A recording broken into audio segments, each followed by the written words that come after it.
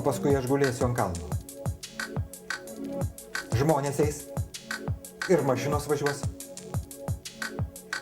Taip iš lengvo lyg muzika švelnus mano kaulai pamėls ir pajuos.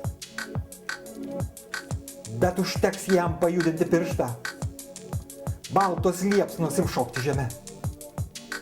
Viskas miršta, bet Dievas nemiršta.